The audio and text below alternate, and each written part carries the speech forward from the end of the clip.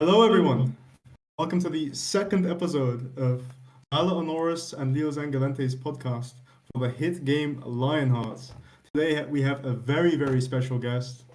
Actually, the first guest of this series and probably the biggest that you could imagine. Today we are greeted by Ethande, also known as Credenzio. And yeah, how are you doing, man? Thank you so much for having Oh, thank you very much for the round of applause played by myself on my own soundboard. No, I'm doing okay today. How are you? I'm doing great, man. I'm I'm doing amazing. already very uncomfortable. I like the fact that I'm not asking. I thought I was be fine. Now I'm already very uncomfortable. I don't know how to not Yeah. be the interviewer. All right. Now you know how it feels. Yeah, It's a shoes on mutual the other feeling. shoes on the other Yeah. foot. Obviously, there's so many questions that we want to ask you today because you are the one and only creator of Lionhearts, also known as the Third Crusade back in the day. So you have a story to tell, a massive one. And this isn't really a story that many people get to hear often. And I think Valor and I are just really, really excited. Yeah, man. I think starting off going into this straight away, I think we should go straight into your intentions for just Lionhearts as a whole though, because a lot of people don't understand how your decision making process goes when you make a decision for Lionhearts. So maybe you should walk us through exactly how you make these decisions when you make a big decision, like for example, the when you made Lionheart's paid access, like what was the process going through that to make Lionheart's paid access, or with any other example, with any other big decision? Wow, that's a kind of a multi question part of it. Um, Remind me of the second part was my Um, well, the question, like in itself, was just how you go about that decision making process. um. Well, one of the things about being a game designer, or the director, game design, have to be willing to make decisions that. Oh, I'm sorry. I think my mic. One of the No, processes I in think you're good. well on the stream it sometimes it cuts out because I have Oh, gonna no worries. there we go. That should be better. Um, one of the things that goes into the process of making decisions as a game design, and I'm the director and the CEO of Lionhearts and Credenzio Studios. Is one you have to identify problems. So making a change or a solution should only come if there's a problem. If it's not broke, don't fix it. So when we've identified a problem, I typically like to do radical changes, even if people think that it might not work or it's a bad idea off the bat. I never make a change I think that's going to be a bad idea, but I'm happy making changes that other people are think is going to be a bad idea because I'm a risk taker. Um, the difference is being willing to actually adapt and listen to what people say and then revert those changes over time, which I can be kind of slow at. But there's been many things, just including Lionhearts itself, that when we started the project, and Leo, remember this, the majority of people hated my guts and said it was a terrible idea. And if it was up to them, we would never have made Lionhearts or TTC Reforged at all. So a big part of it is just actually deciding, hey, I feel really strongly about this. I get ripped by an idea or something. I think this could be really good. Um, and then I think through it as much as I can, and I get really excited about it. I think this is going to be a huge success. This will make the game a lot better. And then I implement it. Um, and that's usually what my decision making process is. And obviously, we bounce it off a lot of the other guys. I'll ask people in the community, I'll ask people in the studio, and that makes a big impact. For example, 24-hour road battles. Yuri and I kind of came up with that. Civilin kind of came up with that idea with me simultaneously, and I ran it off him because I know he's a player, and so I don't play road battles that much. I wanted to ask what he thought, and he think, oh, I actually thought of this independently, and the idea didn't work. It was a flop. But it brought a lot of things that I think have improved road battles in some ways, like the better guards, increased capture times, although they're a little bit too much. And some of the additions I actually really like, and those wouldn't have come about. And also, it kind of has validated to me that at this phase, the 12 hours off, 1.5 hours on is probably the best thing for us to do until we grow our player base. But that was just something I wanted to test out. Yep. Piggybacking off of that, then there was a lot of debate about the buy-in for Lionhearts. So I think undoubtedly when the price was lower, there were a lot more pilgrims coming in.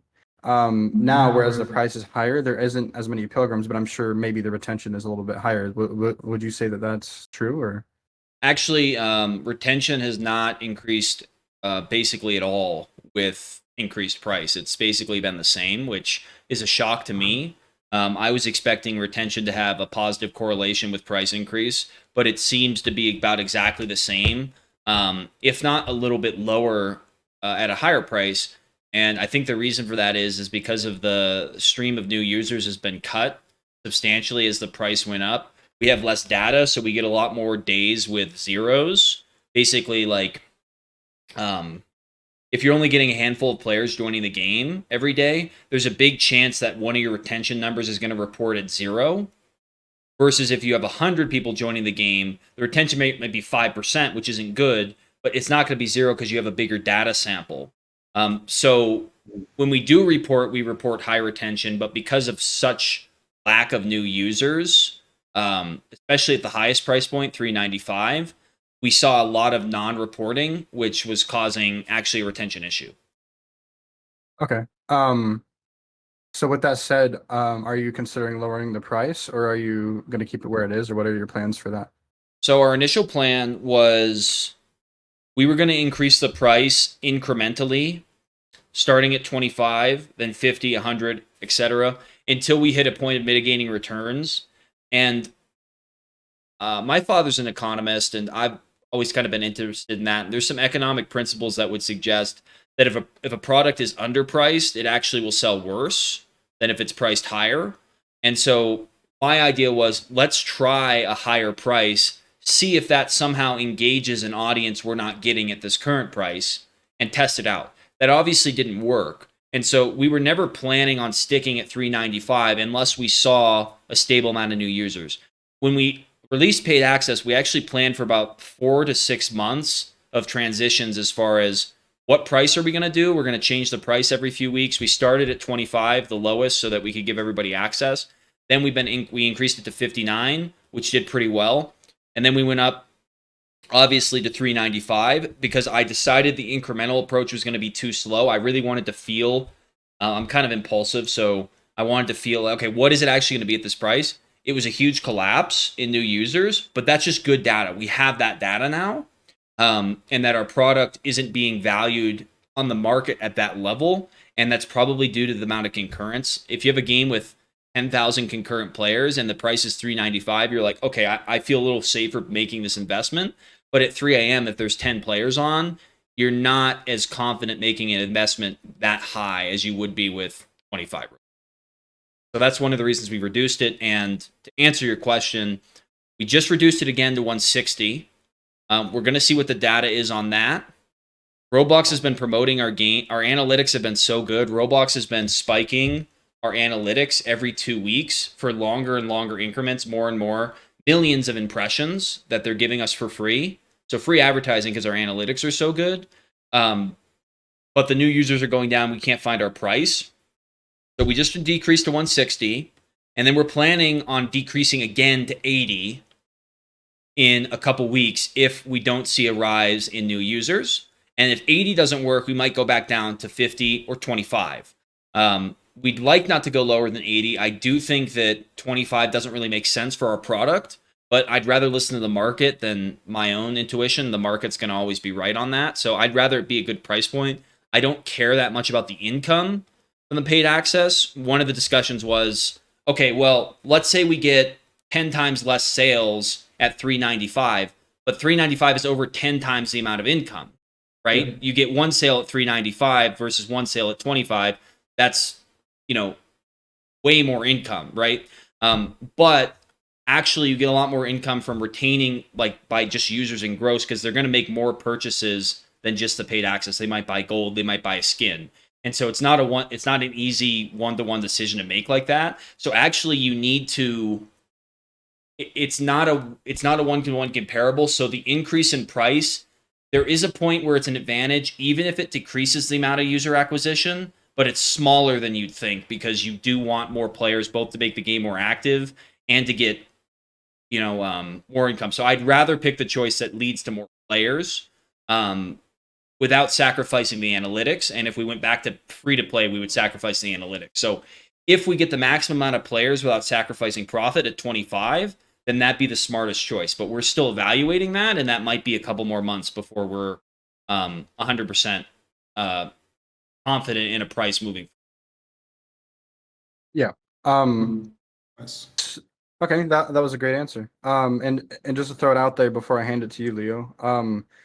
There's a lot of complexities to development. For those people who are just players who have never developed in their life, I encourage you to kind of give the developers a little more slack. There's a lot of complexities and a lot of things involved with being a developer that a lot of people don't quite understand yet. At least to my knowledge, I can vouch and say that I think Myth is doing his best here. So just give him a little slack, give him a little leeway for Oh, Val, you don't have to. Well. You don't have to gas me up, Valor. Come on, I thought these were gonna be tough questions. The people don't want to hear these. The people don't want to hear the truth that being a game developer is difficult. They want me to. They want me to hit the. They want me to hit the fix game button that I left back there. I haven't been able to find it. Yeah, Once I find it, I'll just press it, and everything will be good. Nice. We're waiting. It's base. Well, handing it over to you, Leo. Go ahead. Yeah, no, I mean, those were some great questions from Valor. Very tough, I guess, as a fourth going into a step back here and sort of get a recapped history on your formation of the genre. So, how was it in the first year? I think it was 2009 when you were known as Catman, and in a way, how did that sort of form of a group as a young boy bring you to where you are now, leading a genre with real staff? Wow, that's a really good question. I don't know if a lot of people know that the Lionheart's journey began in 2009, 15 years ago. I was 11 years old, and I bought this game called Assassin's Creed on Xbox. I loved it. I'd never played an Xbox game before. I loved the history of it. I was big into history. And I started an Assassin they just released the groups feature on, and I started a group called Assassin's Creed Elite Assassins. And I actually, one of my first members was Ryder, still is kind of kicking around, writing some quests for us and hanging around. You might see him occasionally. He has a lot of like Easter game. There's like, I think he was one of the first members. And we actually, about 5 years ago, wrote an extensive document about 50 pages long on the history of the ACEA, because it was about 5 or 6, 7 years of just ACEA. So we were raiding, hosting trainings. We became the biggest Assassin's Creed group on Roblox. At one point, we were the 18th largest group on Roblox.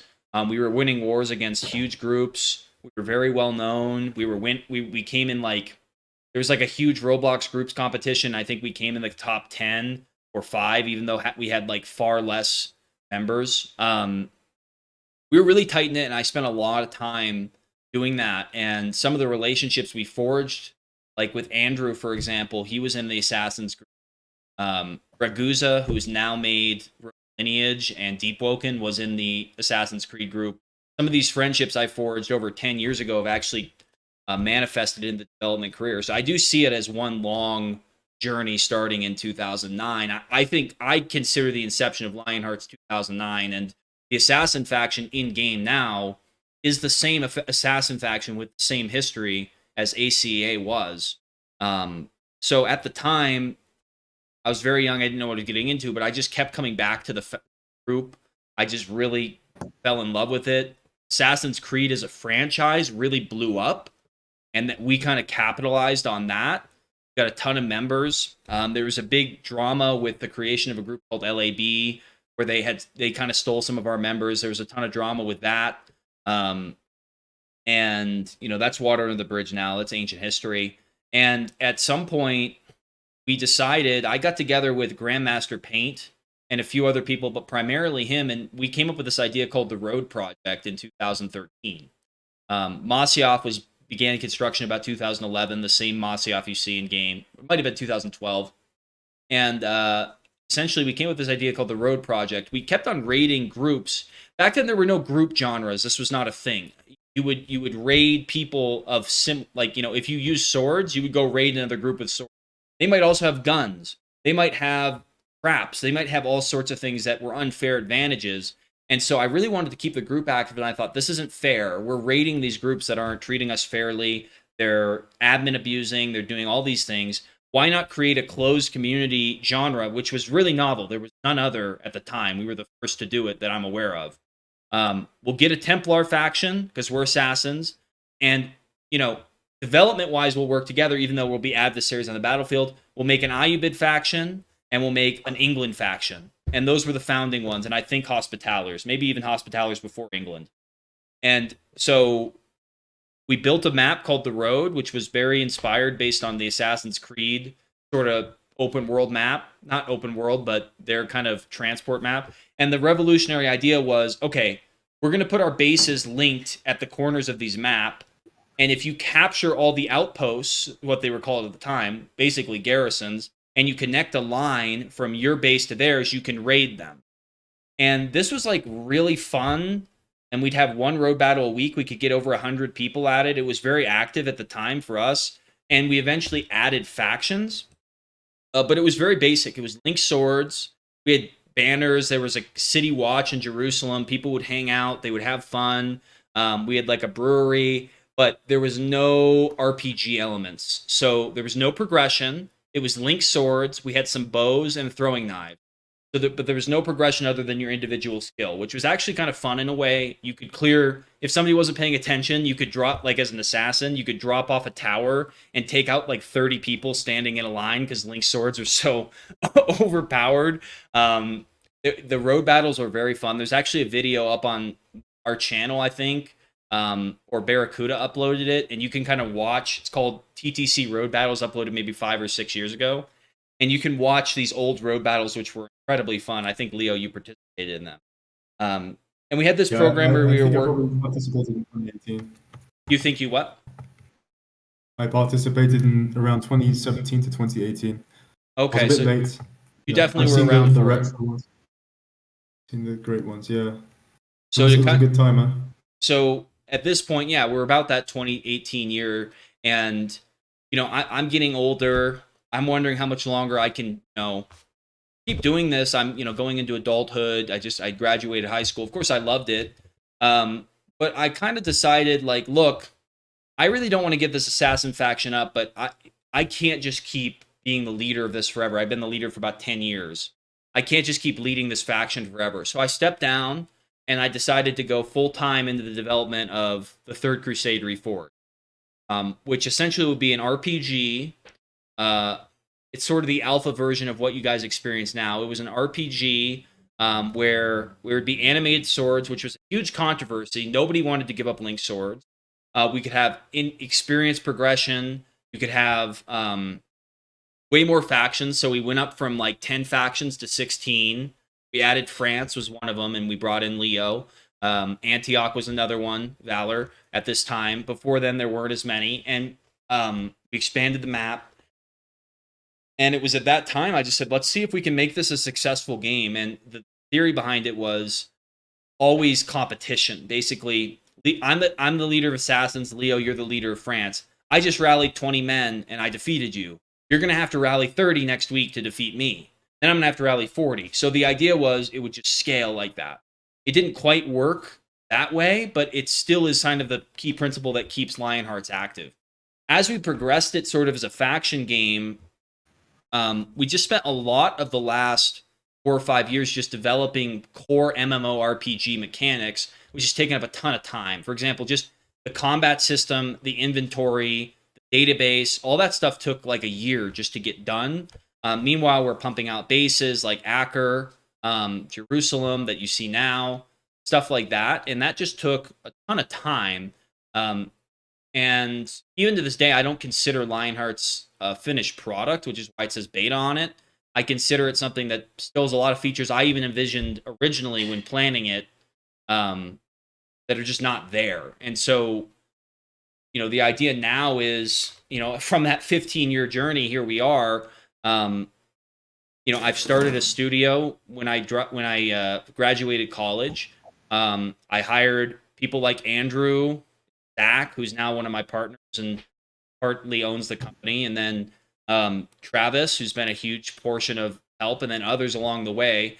I'm actually make this a legitimate game and studio, and we were hired as interns for Roblox Accelerator Program. We got to showcase our game to Dave Bazuki, a trailer for it.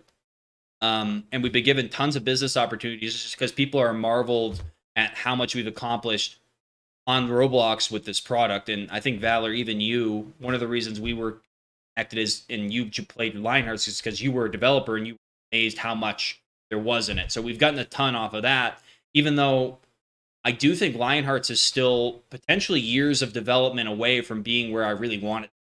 And that's frustrating because it's live service, and I feel like the players, like you two, sort of like you're playing this incomplete product. It's obviously got holes in it. There's fun elements, and it's frustrating because sometimes you're expected to treat it like it is a completed product. And it's just not. And I think paid access also kind of plays well to that too. I think it gives us our best chance at success with the product we have now. And, we are running a real business. We have mouths to feed. And so we have other ways we need to make money and provide. But, foundational goal of Credenzio Studios is to get Lionhearts to completion, because I do think that the game itself has immense potential. Nice, man. That's a great answer. Really, really great. And yeah, it's very humbling and amazing to see how old the project really started from. 2009. That's 15 years ago. I'm sure lots of the audience today aren't even 15 years old for Lionhearts. Good way to feel old, yeah. Yeah. Obviously, you were speaking about the tumultuous events of the project in when it became Reforged, and it led up to where it is today. I actually wanted to ask, because I'm sure lots of people are curious out there, between the end of the Third Crusade and the launch of the Third Crusade Reforged, what happened for the game to initially release in the state that it did? Well, I had no idea what I was doing, to put it bluntly. I mean, I was a history major in college. I was a builder, but not a programmer. And so I hired some really great guys that could help me, and they were programmers. I don't think that what they one of the biggest challenges of game development is assessing scope and deciding how long things will take. And so most game developers, when they start, they'll choose something with very small scope that's if they're smart, they'll choose something with very small scope that's manageable so they can learn. Me, with my hubris, I decided to take on what I wanted to be the most ambitious game on Roblox. And I think it still is in practice and theory, just by the pure scale of it and what we're trying to accomplish. And so I had no education in game development. I had no background outside of building and levels. I was a builder for 10 years. Most of the bases in Lionhearts, especially at the beginning of Third Crusade, when we launched, the whole world was built by me, majority. I think 90% of it. Of course, I had some help, and that was very useful. Like Ryder would help, and some other people would help. But majority of bases, I was slaving away building. And projects aren't built on building. They're built on programming and features and fundamentals. And so I hired some people to help move it forward. And I think it was in winter, we started planning Reforged, and I wanted it to launch by spring. I wanted the game to be launched by spring. And we made a couple crucial mistakes, specifically with Roblox data stores. They're just not good enough to handle what we wanted to do. And so what happened is we released, I think in March, with sort of an alpha. And we made the mistake of closing the old game down just so people would actually play. And basically the game was just you ride around on a horse. I think we had horses. You ride around on the horse. There's this really basic form of our combat now. There's no way to charge attacks, but it was directional with no parrying, so just attacking and blocking. And you just walk around and you mine, and that was TTC Reforged. And I don't even think the rating system was ready on launch. Like it might have just barely been, but it was basically just that. And so, but despite that, we had players that were spending tons of time mining because we had Cast Damascus and like working really hard and just like if you thought think the game's grinding out, Reforged was ridiculous. It was Definitely. insane. And so we had people doing that. And unfortunately, what happened in the spring is we had a massive data leak. And because of Roblox's corrupt data stores, just being inefficient, you can't track issues, people were losing all their data. They would log in and randomly their data was completely wiped. And so what I did is I hired the best programmer I know, Travis, who's a brilliant programmer. And I said, we got to fix this. And he assessed, like, look, we got to do an external database. And I'm, okay, how long is that going to take? A few months. Ended up taking 4 months. And by the way, the game had to be completely shut down this whole time.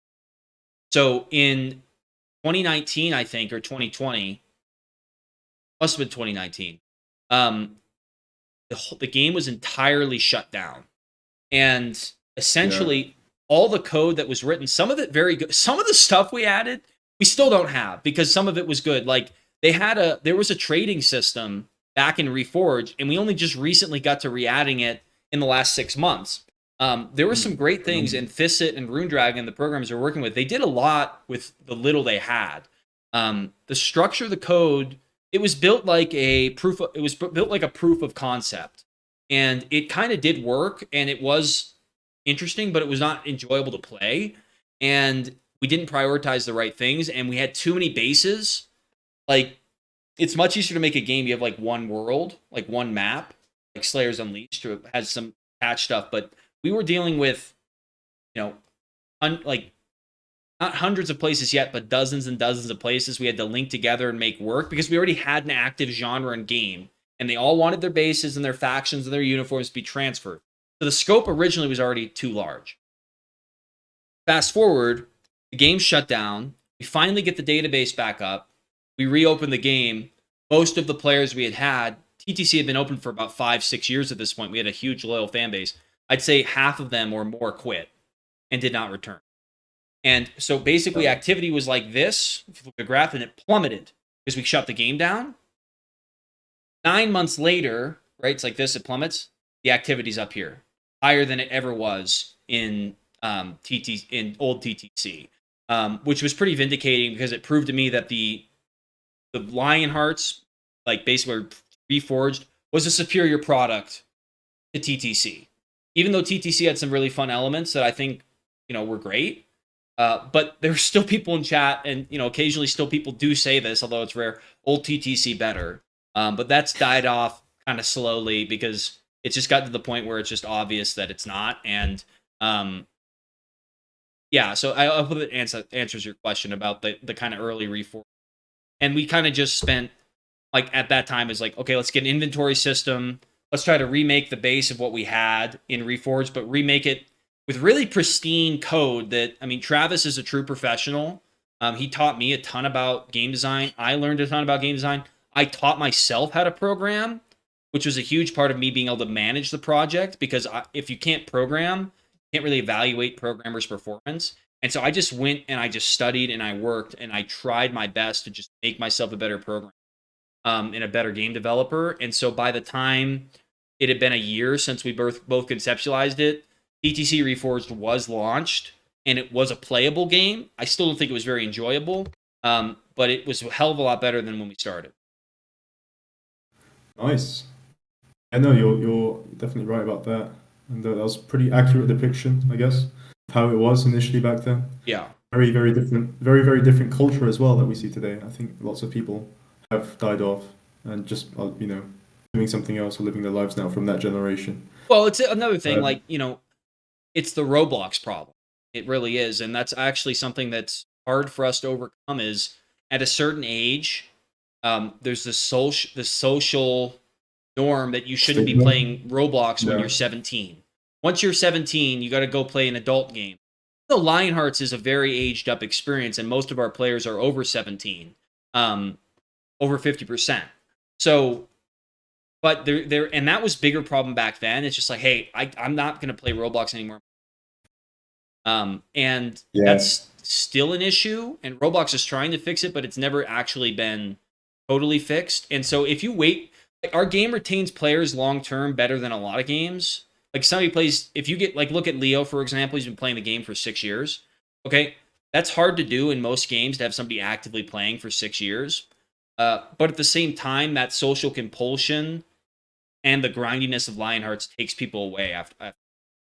Yeah, I mean, you spoke about the Roblox effect, and that's actually something I've had to suffer through with buddies, even some high school buddies who I used to play Roblox groups with and such. I still live stream the game in like our personal servers and stuff, and they're like, dude, this looks fucking sick. You know, there's no sandbox medieval game to this level. I'm like, okay, cool. So do you want to join France? They're like, no, it's Roblox, so I can't. So yeah, it is something which is very stigmatized. I want to pass it back to Valor to have more dialogue with you because you've been giving some great answers. But just really, really quickly, moving on so that we can keep it going. You mentioned your dev team, especially like Trav and Zach. How was it forming this in real life proper studio, especially coming out of college where you have your whole life ahead of you? How was it forming this new dev studio, bringing them over to Colorado? I think it is. Correct me if I'm wrong. Great question. That's a huge part I kind of missed.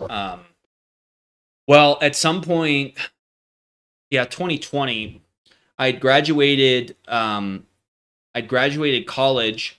We'd been running the studio, and I just didn't think it was working as efficiently remotely as it could have been. And I'm not going to blow. I don't like to blow smoke. I have plenty of faults. I'm a really good manager. I would micromanage to a level, but I was really good just being like, I'm going to if you're developing, we're going to message every day. We're going to build a relationship. We're going to be on top of it. But even with that, there's a level in remote work that just never gets reached when you're shaking hands eye to eye.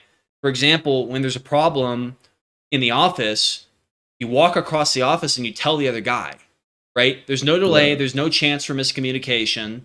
If serious, they know. And just also the buy-in. I was totally bought in and still am totally bought into Credenzio and Lionhearts. And I wanted to have people who were totally bought in too. And if we were going to make it work, it's an ambitious project. I said, we have to do things in an exceptional way. And so we found an office that we could afford to rent. And we moved the guys out. Andrew, Travis, and Zach were the first ones. And essentially, these guys dropped their lives. They were working other jobs. They were doing other things in college, all these things, because they believed in Lionhearts and they wanted it to work. And I brought them out, and we were they were sleeping in the office. We were doing everything we possibly could to get it to work, to save money, to do everything we could. And as the studio kind of grew and expanded, it's like, all right, let's, we can actually, people can live where they want to live. They can establish it. We can be more official and formal. And we moved out of we're still a startup, but we moved out of that position to a more official status. And one of the biggest things that happened was when Roblox gave us the accelerator opportunity. It was a huge boost to our funding. It gave us a huge recognition that, we're doing something right here. And we just worked our butts off to just do everything we possibly could.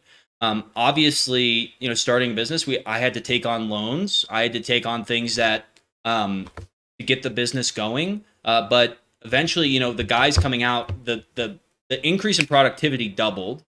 The updates to the game got way more frequent, way more quality. Doing a release remote is a nightmare. I remember we used to do releases remote, and we would start it at 10 a.m. and we'd be up till 2 a.m. trying to get the next day, trying to get the update out.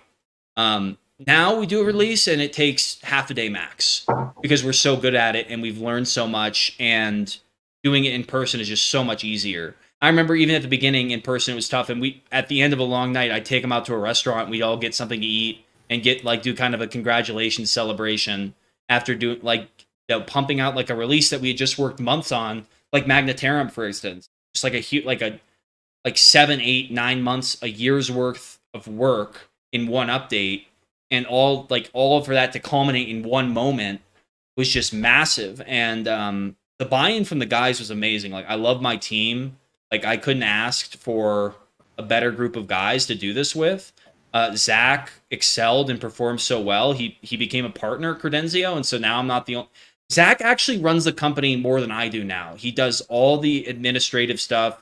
You wouldn't believe how bureaucratic and annoying it is to run a business in the United States. All the things you have to file, all the taxes, employees, all that stuff. It's a huge headache, and he takes care of a ton of that. So it's just been a huge. And by the way, I don't know if the company would still be here if we hadn't gone in person, because I wouldn't have quit, but I don't know if I'd still have these guys, because the buy-in wasn't, the buy-in's not nearly as big when you're remote. You get people in person, it's like, no, we're doing this. Like, let's put our money where our mouth is. We're young. We can take risks. I'm fronting the financial risk, taking the loans. You front the risk of just spending some time. We all learned so much. We would always find things. I would go to conferences to learn more about game development in San Francisco. Really educating ourselves and having experience teach us, and just forming a totally legitimate company that, now we just made a couple more hires. We're expanding. We have, relations with companies all over the world who contact us, want to hire us, want to, talk to us. And so it's a huge compliment, and I owe it all to the guys that came out and helped me. That's great to hear, man. Amazing. Yeah, that's a good story. Shows that we can build a company. But I'll be passing it back to just Vala if you have any questions. So on the topic of what he just discussed, I think that it is important to highlight the level of work that has gone into Lionhearts and the amount of risk that they have taken on, even just bringing people out in person. And just to note, this is not done. This is not standard for Roblox development. What is standard is remote development, because it's cheaper and it's in some cases easier if you have the money to. And yeah, the standard is I'll pay you a percentage of the standard is I'll pay you a percentage of the game's profit when it's done, or I'll pay you 80,000 Robux for a place, And well, I'll just say to lots of viewers who probably don't know, Vala is also somebody who is a game developer and who owns a studio. So he also has he's not just a game developer. He's a well-accomplished, this guy he's been involved in over 25, 30 different projects. He's had massive success. And so he really knows what he's talking about. I appreciate that. Thank you, guys. But just to throw it out there too, that despite everything I feel like I've achieved, I don't like, there's certain things that even like Myth has done as a small studio that I haven't even gotten to touch. Like, for example, an office. You know what I mean? Like, I've never been to an office. I've never needed an office.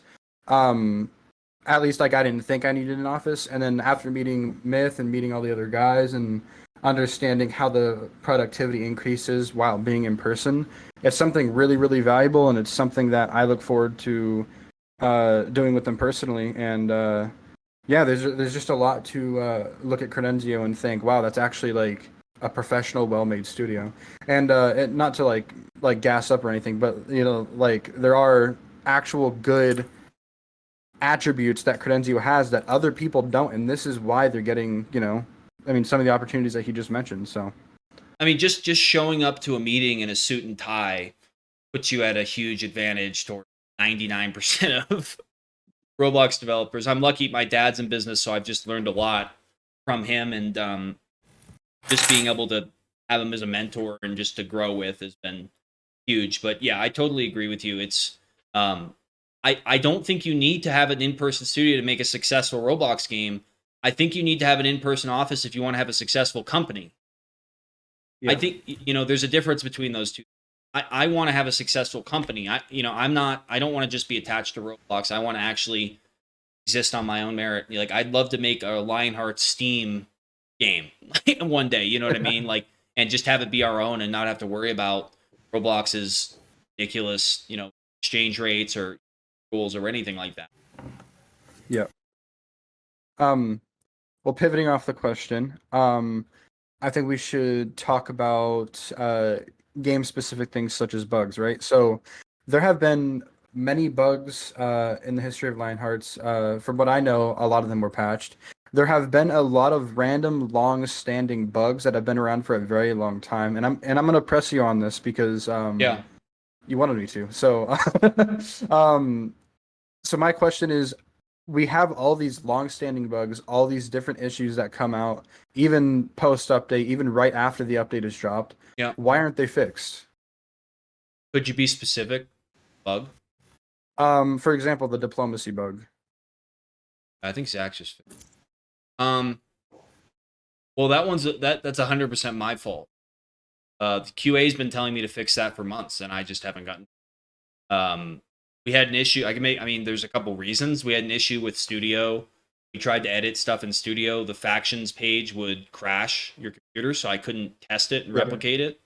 But ultimately, I have been incapacitated to do that, and I just haven't gotten to it. And there's not really an excuse for it.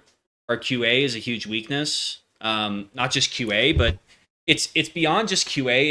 It's actually how we respond to QA. It's the QA does their job, but we don't do a good enough job assessing it. And also, I'm so ambitious and eager. I often am overly optimistic about how this has been a bigger problem in the past because it just navigated it. But in the past, especially, I just would be really optimistic about how an update was, and I would just think it was going to work when it wasn't. Like, and there'd just be a lot of bugs, and we've got burned a lot for stuff like that. Yeah. To answer your question, why are all these bugs in the game?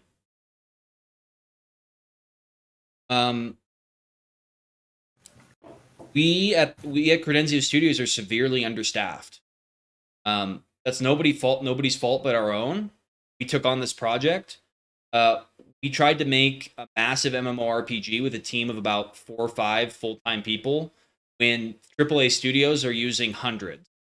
And, we've relied a lot on volunteers. And even those AAA games, you play games like Cyberpunk, Assassin's Creed Unity, there's plenty of examples of games, AAA, that launched with massive bugs, and it just completely destroyed their game and their players. And so I know it's a serious problem. I've known it's a serious problem, and I've done a terrible job addressing it. So I don't really have a good answer. Like, I don't have any alibis. We've literally just been incompetent at QA years. And it needs to be our number one priority. We need to hire somebody in the office to manage it. We'll get a QA. We're so understaffed. We're so understaffed. We'll get a great volunteer like Belides, for example. Belides an amazing volunteer. And because we're so short-staffed, he does QA, and then we ask him, hey, can you also fix these level design bugs? And now Belides has 2 jobs. And instead of just having him work on QA, we've made the mistake of like, okay, the QA guy is also going to do this and that. No, we need a dedicated QA guy. And the problem is nobody wants to do QA.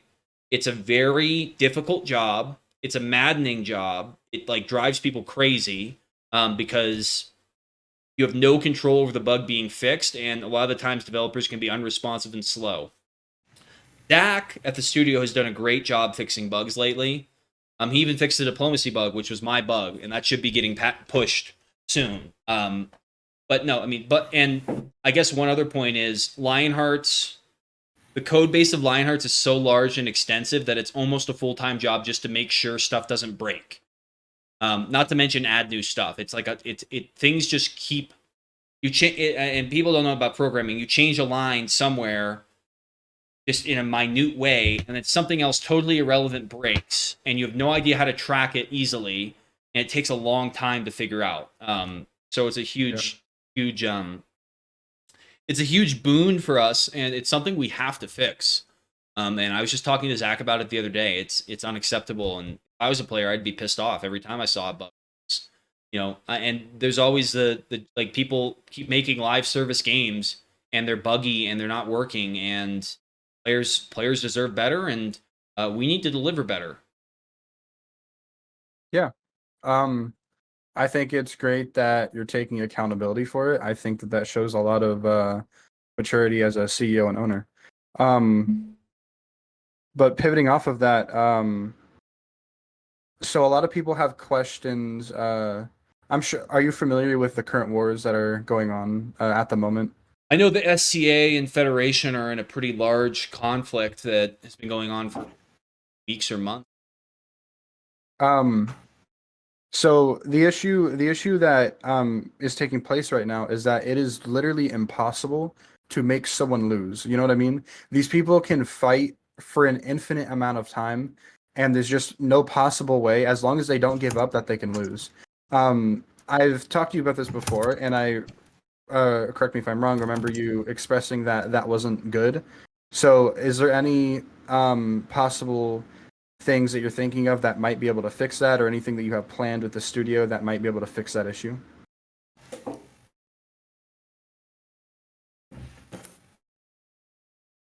The problem is a lot more complicated and deep than I think it is. I think, at least surface.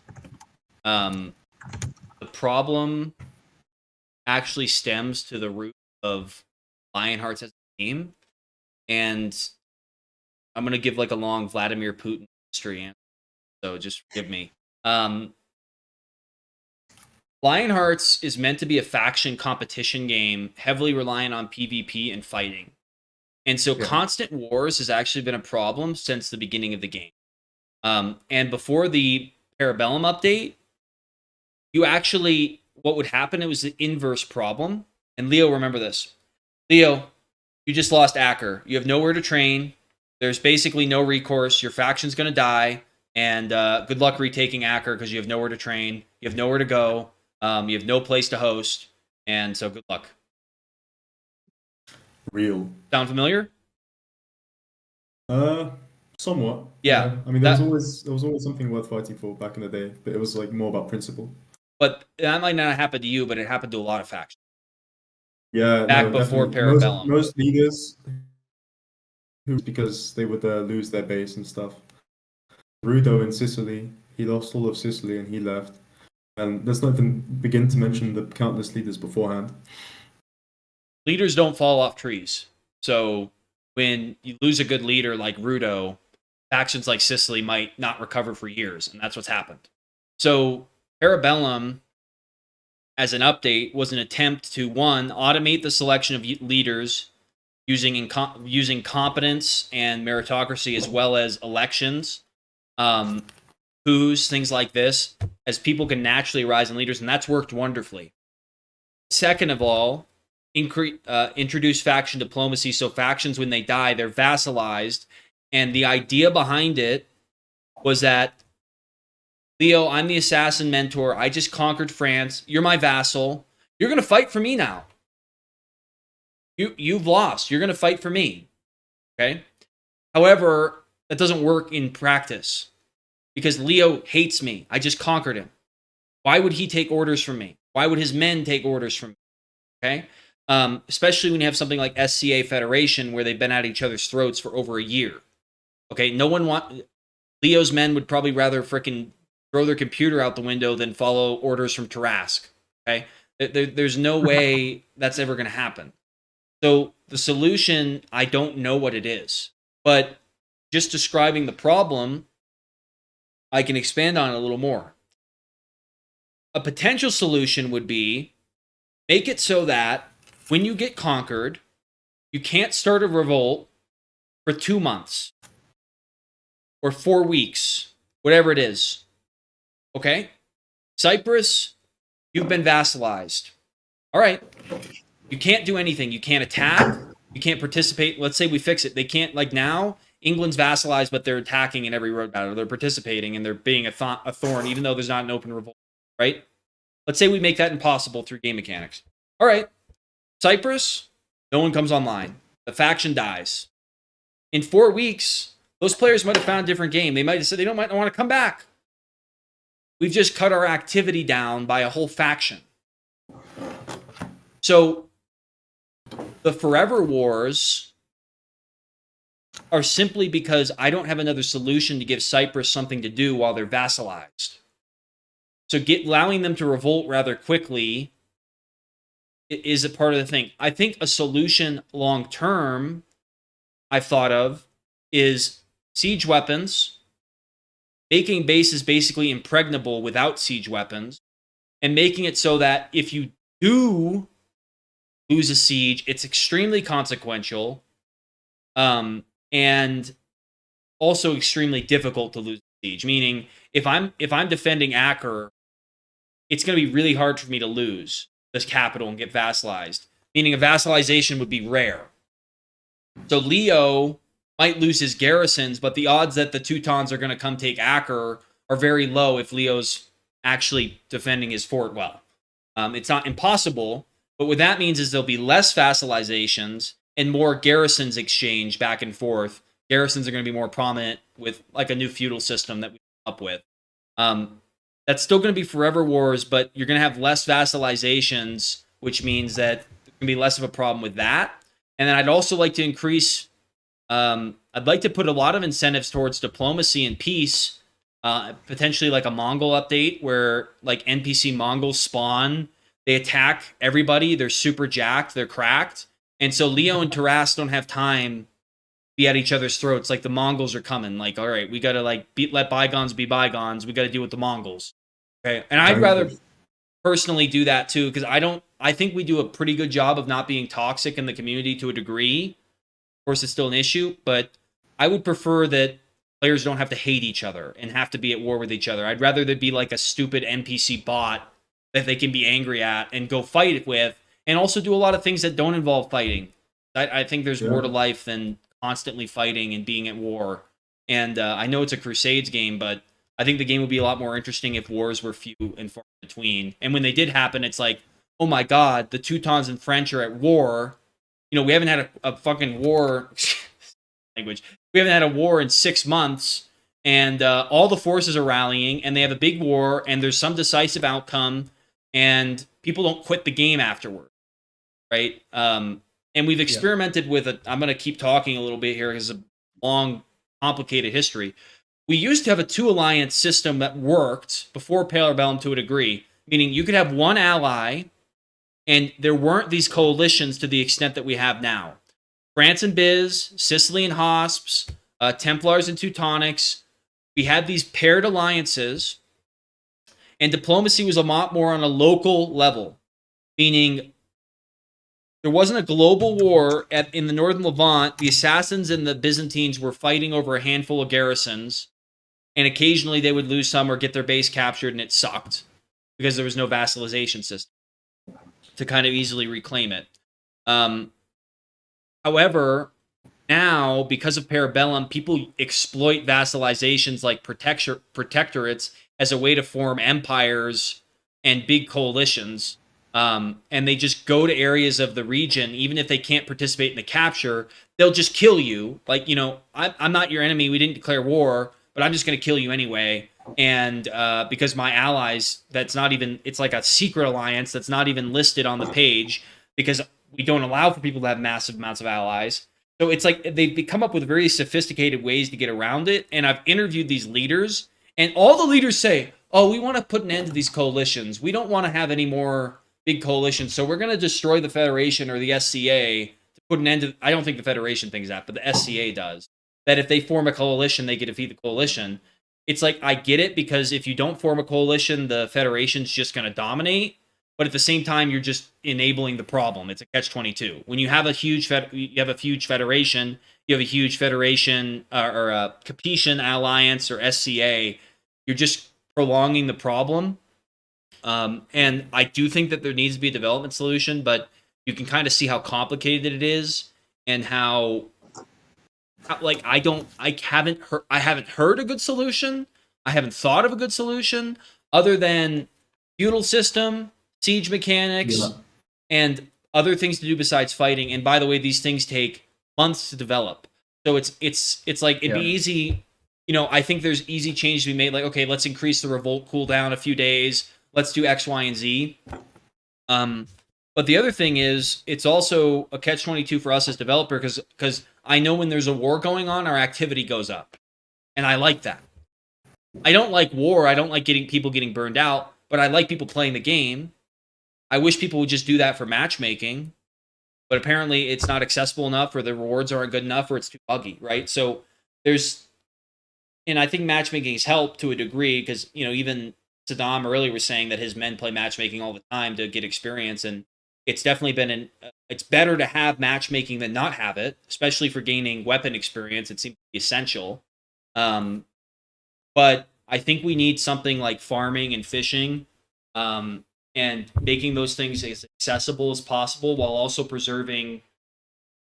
Like what I have in mind for the fuel system is very ambitious, and it kind of it takes all the core elements of Lionheart. It's not just freaking a fishing update. It's not just a farming update. It's those updates within the context of a player-controlled economy, of actual supply and demand, which is what the biggest ambitious thing about Lionhearts is player-controlled. We don't insert gold. We don't tell the factions what to do. We don't the players run the game. From the top down, the players run the game. Even introducing the silver market was a big thing. We've got a TT.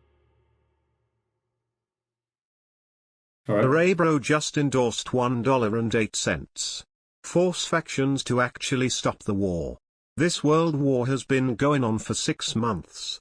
I am getting real sick of it. Antioch, by the way, Antiochian. Yeah, I mean, you can see that. I guess lots of people are really, really riled up. But I think no, you make a good point. Sorry, when you finish with your answer, I'll answer that and I'll finish. Good point. Ties directly into.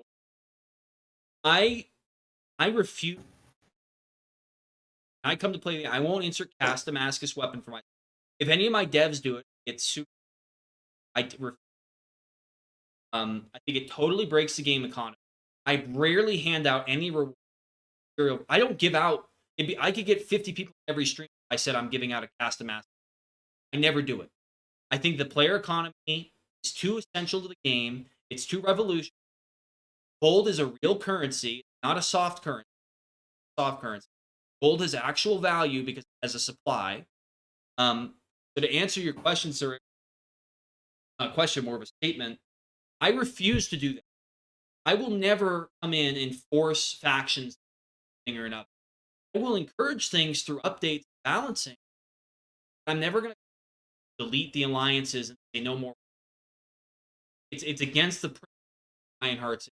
The players need to do it. And sometimes the players decide that. Sometimes I'm sick of fighting. I'm quitting. I don't care if I get vassalized. I'm going to go play Adopt Me for and surfboard and do whatever I want. And do okay. The leaders need to come together. Federation and this is on them. Federation and the SCCA member lead. You put their pride aside. You need to get together, do a council of hacker, whatever you want to call it. They need to get together. They need to decide what's best for them. They need to set territorial boundaries like they did at the end of the summer with hacker, and they need to figure it out. So if you're upset with talk to your leader. It is a game development process. Incentivizing, but we have the right solution. You can't fight a war anymore. The whole game has been built on that. And I've incentivized it. It's unfair. And it would be ethical. That's what I feel about it. So to kind of play devil's Oh my gosh, my advocate mic here- was cutting out. That's frustrating. No, we heard you. Don't Oh worry. no, you guys did, but they didn't because there's two different. Oh, okay. I'll just one sentence. I am not going to. Lionhearts is built on player-to-player interactions. I am not going to make changes that players could make. I will make development updates that incentivize behaviors that increase enjoyment of the game, but I'm not going to make any direct decisions to change something or make a war end or something like that. And sorry, I know I've been talking for a while, so please. No, nice. Vala, you were saying? So I'll play devil's advocate here to you, Myth. So you've acknowledged that it is a developer-related problem, which is, I feel like, a good step towards kind of bridging that gap for the community, right? But at the same time, regardless of what you say or what you feel like, the players could do, this problem still exists where we're being on for infinite amounts of time, and we're sitting here warring for 6 months or however long, and it's completely burning players out. You could say, oh, I think players should do this or I think players should do that, but that's never going to happen. Realistically, that is never going to happen. That bridge cannot exist between the Federation and the anti-feds. And just to clear it up, by the way, SCA is one alliance out of the 4 or 5 that are in the anti-feds. And anti-feds is more of like a loosely sort of connected group of people. But in any case, clarifying that the bridge between the Federation and the anti-feds, it's not going to be it's not going to get smaller is the point. You know what I mean? Like, there has to be something on the development end. So again, I'm going to press it again. Is there anything that you plan on doing as a developer, not directly in the way that C3 has said, but is there any feature that you could possibly implement that would stop that from happening and stop players from being burnt out and leaving the genre? I feel like I've already answered that, but I mean, I'm happy to answer it again. And I do disagree with you because I think, well, first of all, there's a bit of a conflict of interest because you're a faction leader and Leo has been a faction leader and has major influence in France. I honestly believe right now that Leo could reach out to Tarask and say, let's end this. I'll act as a negotiator for my party. We'll see if we can come up with a deal. Leo's a good enough diplomat, and you guys could negotiate a territorial agreement that could put an end to this war. Go ahead. They're saying the mic is too loud. I just figured. Oh, now it's too loud. Okay. Yeah. You turn it down a bit. All right. I think Leo could do that right now. Yeah, of course, Tarask should say no, but the idea that it's not possible is foolish. I think you have to be willing to try. I don't think it has been tried to the level. I think there's too much pride at stake. I don't think that the Federation wants to give up their land, and I don't think SCA or whatever the loose alliance with Seljuks, the Triumvirate, all of them, I don't think that they want to do it either. So that doesn't make it impossible. It means that people need to put their pride aside. And if the members have a voice too, the members can go tell their leaders, like, hey, I don't want to play anymore unless you guys do something. I'm not trying to abdicate my responsibility. I'm saying what the players could do about it. And I totally understand that the development of the game and the incentives have put us in this position. To answer your question again, I have several long-term solutions that I think could greatly alleviate this issue and make it a far more enjoyable experience without the forever wars. The development time on these is months, if not years away. Just be honest. It's where the studio's resources are allocated right now, time-wise. If there are balancing solutions, I'm more than happy to implement them, meaning increase revolt cooldowns, increase vassalization time, whatever those are.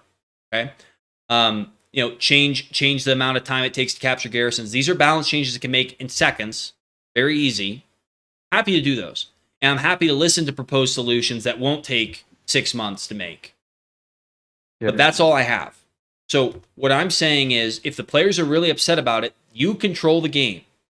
Valor, you are the leader of Antioch. You have an immense amount of power and influence in Lionhearts. If you want the wars to end, then go negotiate for it.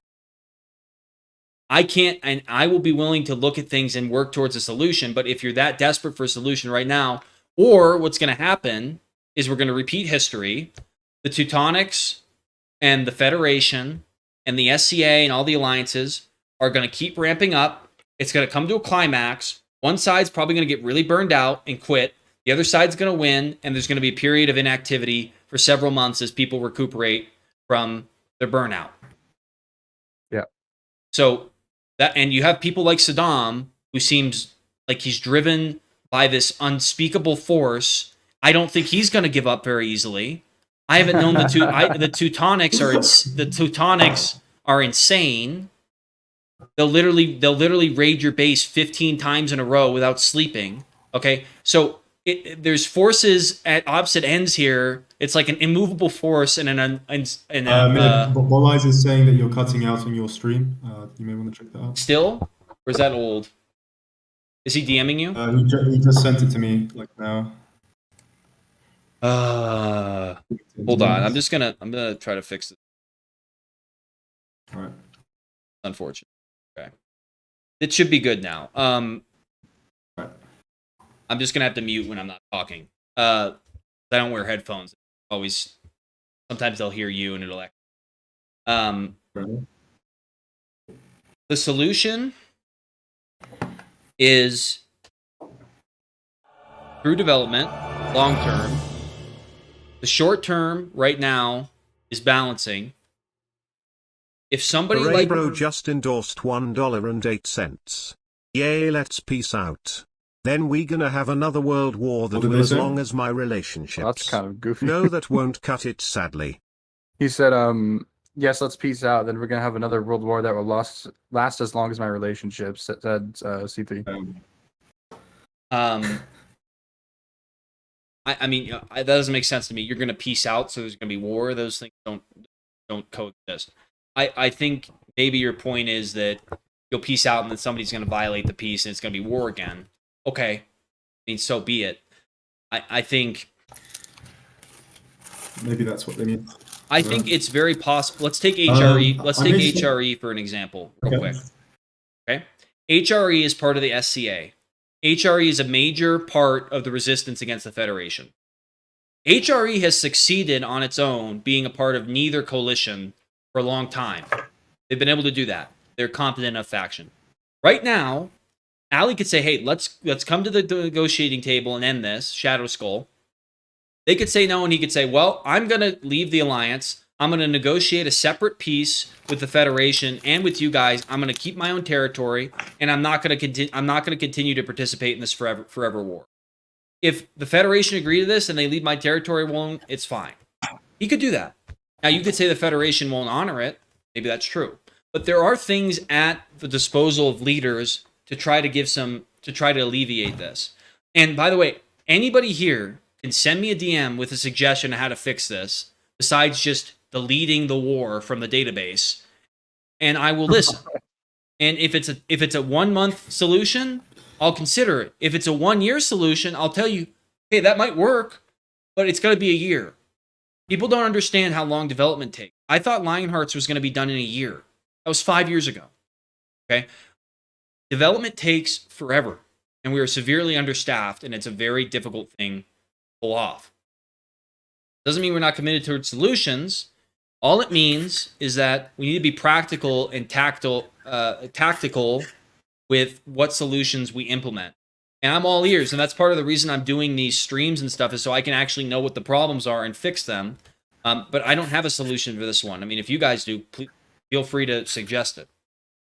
I mean, when you had your initial talk, actually, Vala, if you don't mind if I just go real quick, No, go ahead. I do think it's something which is just integral. You know, it's based on the foundation. Yeah, you were speaking about the feudal system, which is a massive, ambitious project. Hold on, Should we're getting basically another.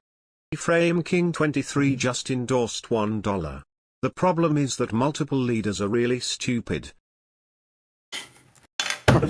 Excellent That's funny. donation. Based. Sorry, That's a Leo, really funny one. continue. Yeah, I mean, Thank you for the he's TTS, not by the wrong. way. I think, yeah, so a big aspect of what I was saying was, the foundation of the game right now is still quite limited, as you were saying earlier, and how you had these long-term impacts, like these long-term updates that you wanted to like transform the game forever. I do think one of the major issues is that war is the only thing right now, and it's sort of a double-edged sword, because the reason people don't want to admit it, but a lot of the reason so many people fight is that they actually just purely enjoy it. And it's always about coming up with these excuses, these casus belli to attack an opponent. But just in the most basic form, it's, hey, we're bored, we want to stab some Totally people, right. and that's usually what it's all about. But yeah, I do think if there are literally other mechanics, as you were saying, to do, it could definitely help. Because, you know, people could start working a job, if that exists. They could start farming. Well, and Just random stuff let like me that. turn it on you then, Leo. I know this is my interview, but I have a question. If we have more things to do, won't the people that enjoy fighting just keep fighting anyway? I'd assume so, yeah, but I still feel like over time, more and more people, if there are more options for what they could do, we wouldn't have such a warmongering culture all the time. Because obviously, there's always going to be sweats, but that's what matchmaking would be more useful for. We'd still have really amazing wars that everybody would really enjoy. But at the end of the day, the more options you give, I think the more people will start splitting into all of those different aspects. Like, for example, today I invited you literally maybe 3 hours ago to this dinner, Oh god. this Acre dinner, right? And this is something. Uh-oh. Looks like we might have lost Leo for a second there. He ended on Acre dinner.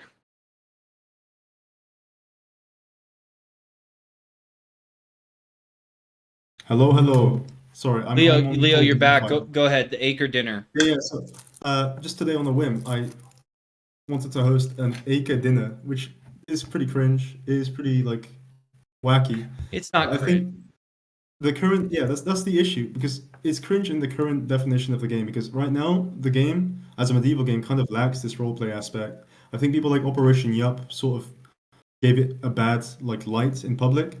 But you know what? I actually had so much fun today having Kayani, the goat, the famous goat, and his escort. And I had some French guards set up. I had like an entire waiter come in, give them wine. We had a Cypriot guy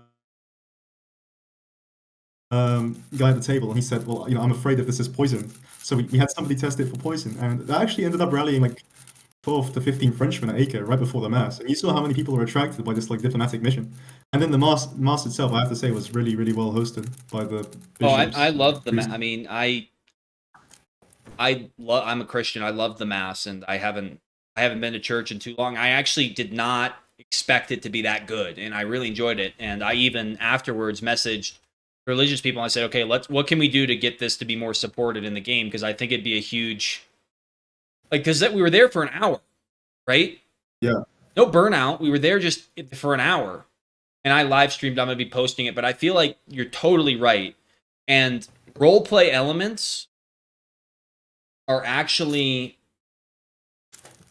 so underutilized, and developing for them, like stuff like the title Yeah. system, is actually quite minimal. Meaning you can actually we could have a base plate and people could role play there and have fun. But so it is somewhat cultural. As you, what are you licking your cheese over there? You Frenchman, what? Just a blunt for after the interview. Oh my God! All right. Continue. Like roleplay doesn't actually take development really. You can do things in development to enhance it, but it's not necessary. And I think it would be a huge help. Yeah. No, I think maybe it's not necessary. I do think it could play a massive aspect going forward, just being ingrained into the game. And yeah, with your like update ideas with feudalism. I know that we have been here a while. Obviously, Valor, you have another good opportunity to speak. I did want to ask something at the end after, if you had something else to ask Valor first. So I kind of just want to throw it out there that for the people who find whether it be RP or mass or whatever it is, a cringe, you are playing an RP game. I think it should be expected that people are RPing. I don't know what to say. I mean, even just watching the stream that Myth was streaming for the mass, it felt like it gave like a really good atmosphere, like with the music and everyone sitting there and reading what everyone says. I was only there for maybe like 10 minutes watching the stream, but even just for the 10 minutes, I mean, look, it looked like everyone that was involved was having a lot of fun. So I encourage everyone out there to host some more RP events, whether you be France or whatever faction you're from. It's kind of on the community to keep the community alive. So Nice. I agree, and I want to incentivize that as much as I can. yeah. I think Leo's Sweet. lagging. Yeah, I don't want to keep you guys too long. Just two more things. One, the last one's going to be the farewell from Valor and I, Timoth. But just right before that, Zach Plays, a massive member of the Teutonics, one of the most active members that this game has. I think he maybe even has cast. He just wanted me to ask, myth about clans. Why can they cap for factions which are not at war?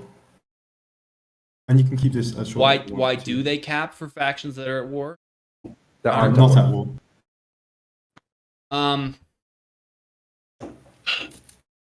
I don't really like that they do. I don't know.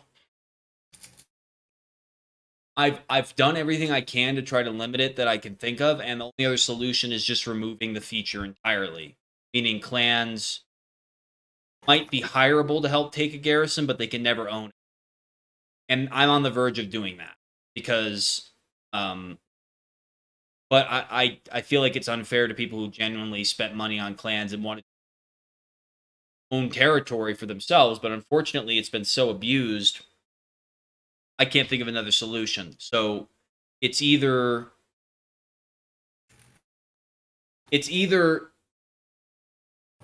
destroy clans and remove them, because I have plans to make them more useful in the future and add more things to them. They're a really incomplete feature.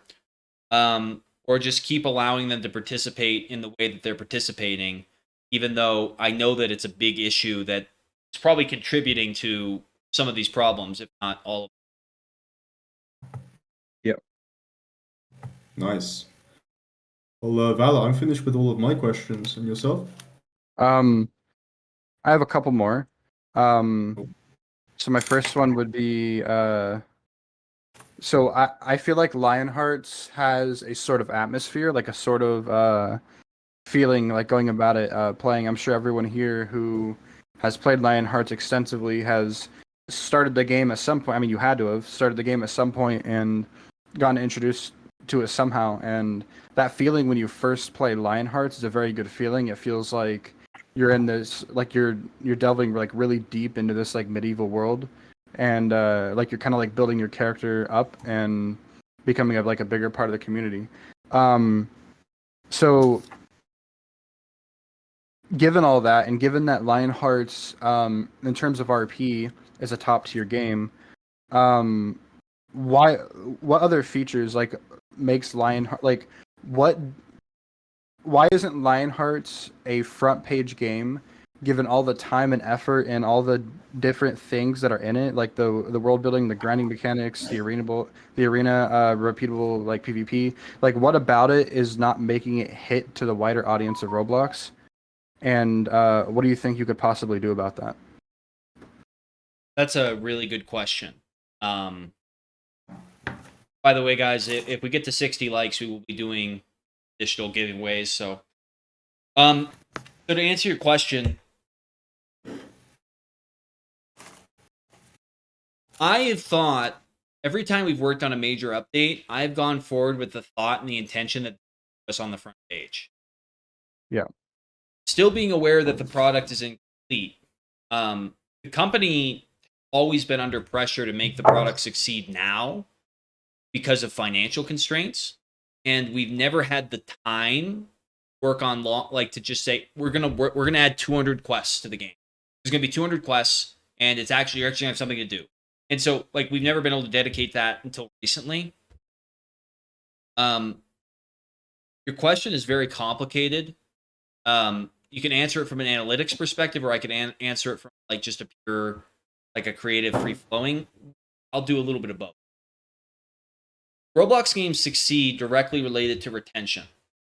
When you say the experience of first playing Lionhearts is amazing, you're saying that from your own personal bias, meaning you had a good experience because you were interested in it and it worked for you. And for every one of you, there might be, I know I've seen the data, there's 9 people for every one of you that do not come back.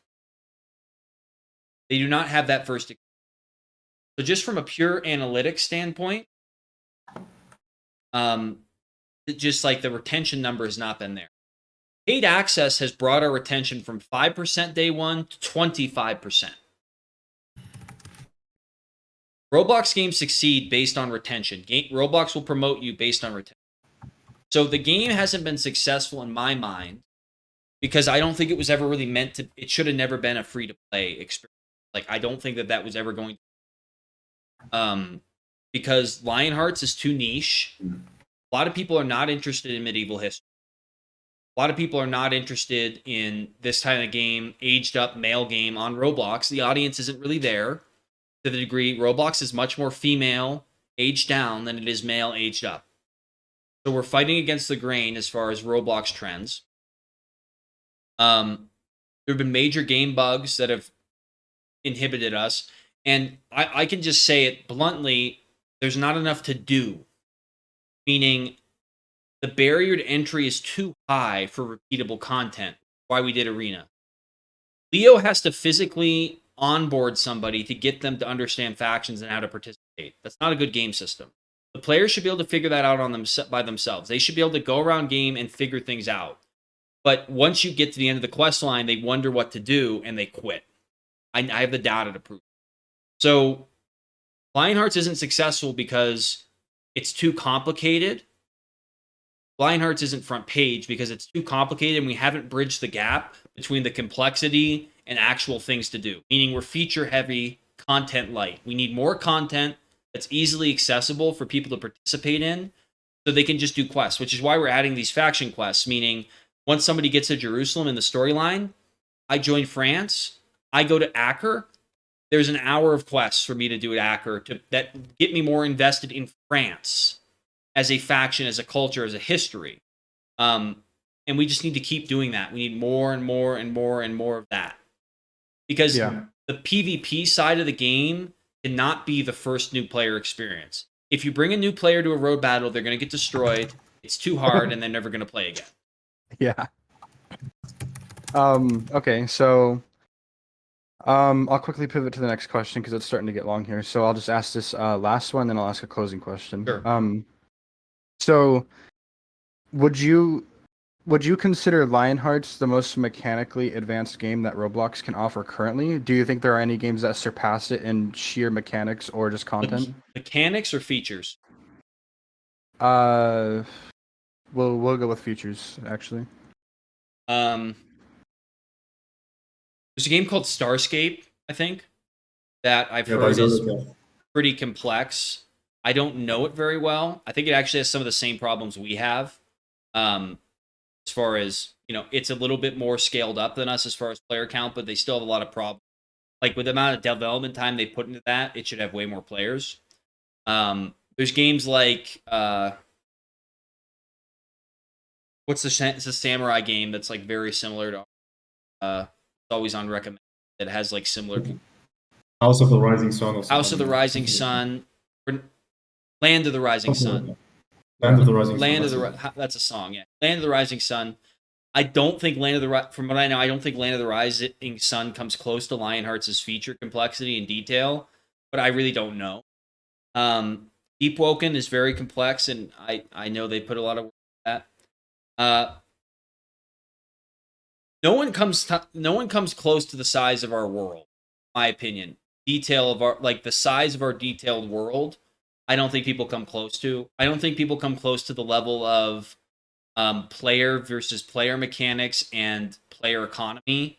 I don't think that I struggle to find even a game outside of Roblox that competes with player economy, player run factions, stuff like that to the level we do. It might be more active, but I don't see that much of features, especially when it's like top down, leaders are players, low ranks are players, go.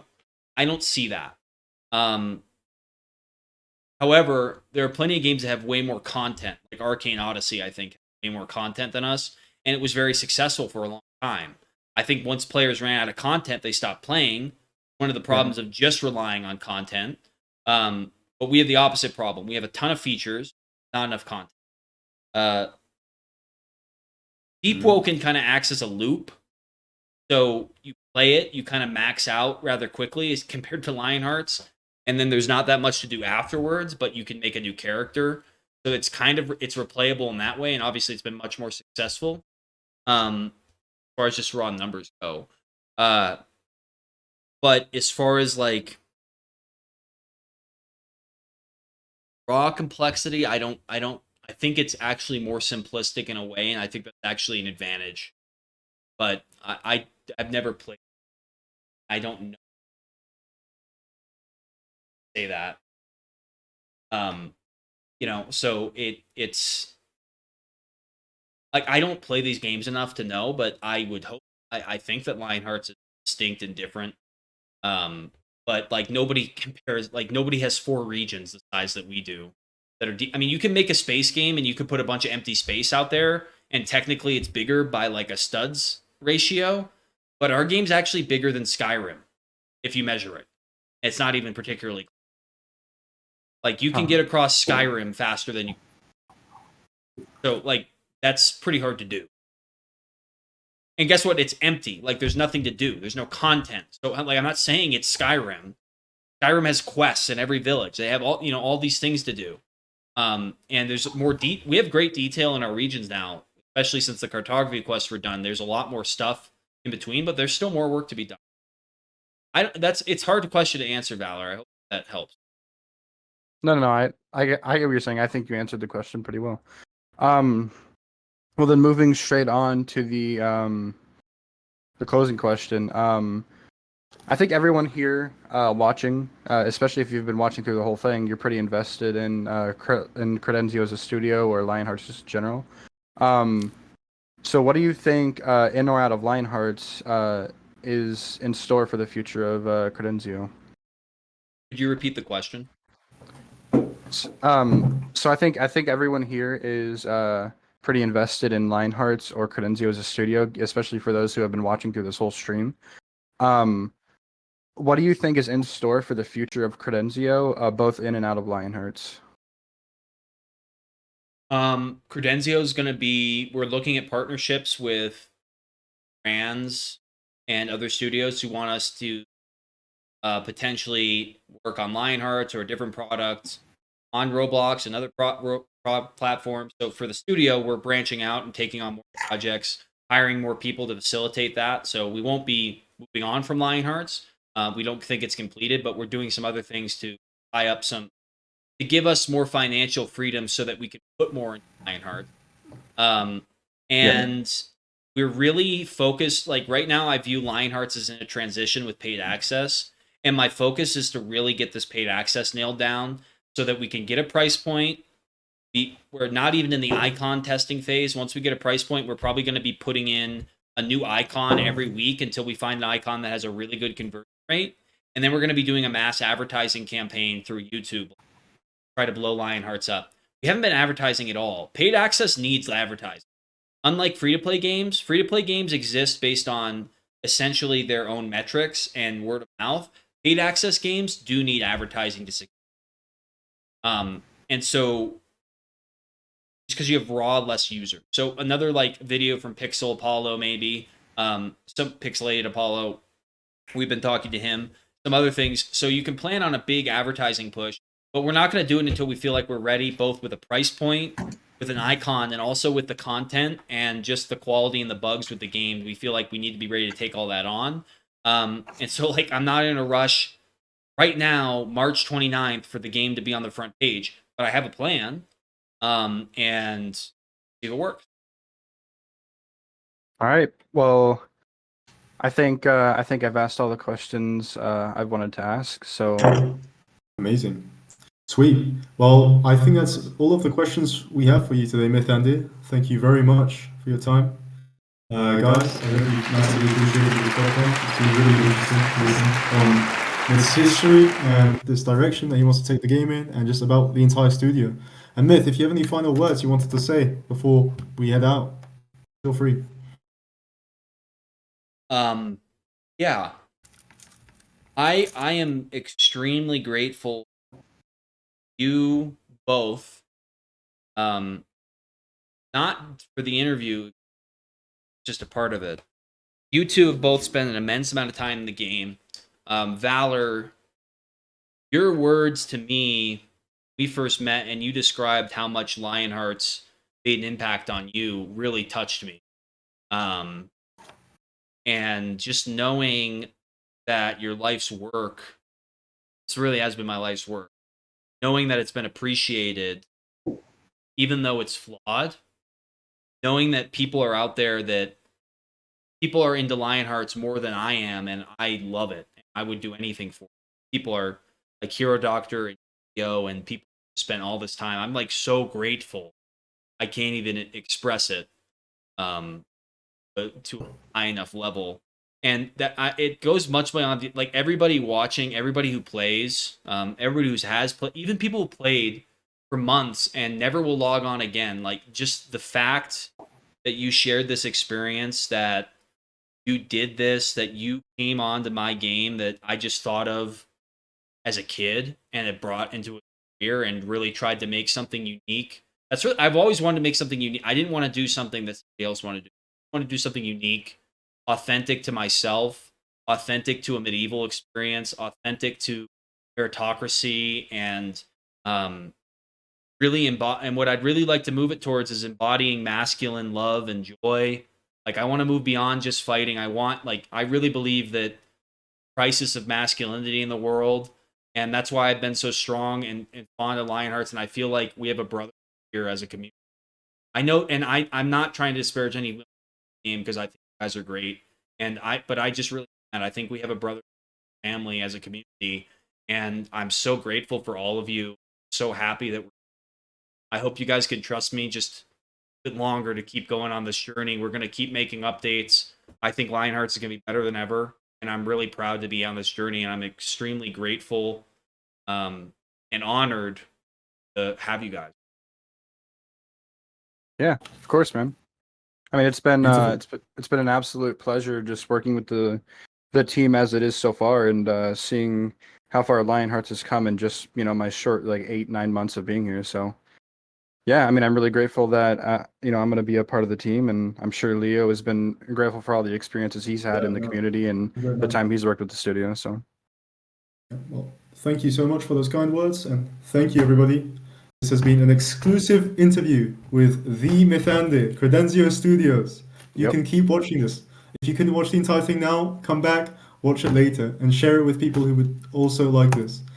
So this has been the Valor Honoris and Leo Zangalente podcast. Thank you so much, Mithande, and It was my honor and pleasure. I think we're done. Thank you. yep. Sweet.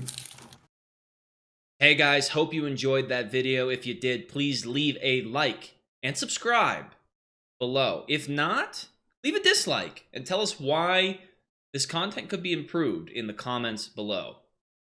We'll see you guys in the next one.